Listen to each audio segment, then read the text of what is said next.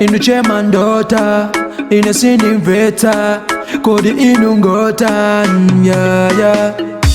Zulu vala siketi kuvalila jeketi mumanipata pweti zomwe mumachita. Mundu wangu kodi muduzila kusento? Sigoma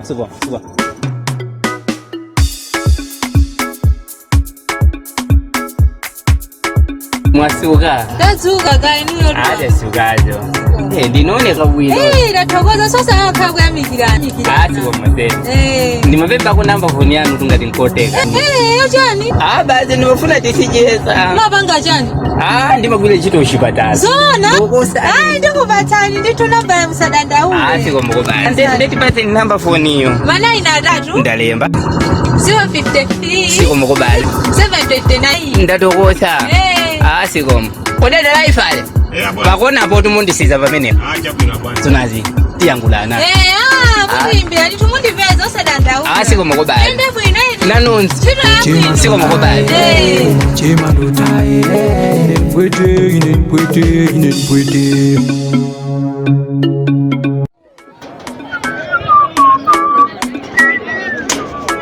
ndimene mpepo ikuchitiramu basi mandosama mmawa musisegula chipatala munthu ndagona pa mpepo pompo ngasatu simenezi.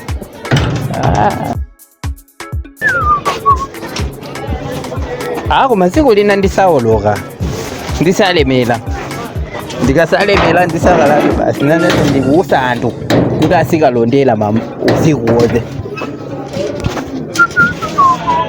muli bwanji?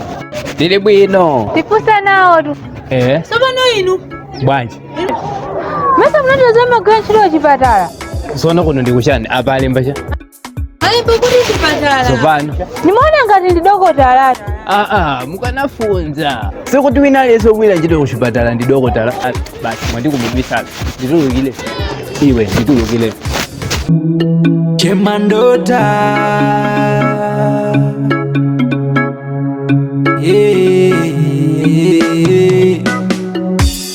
chema ndota sekelele ndota fete chema ndota fika chema ndota sekelele ndota fete chema ndota Afrika.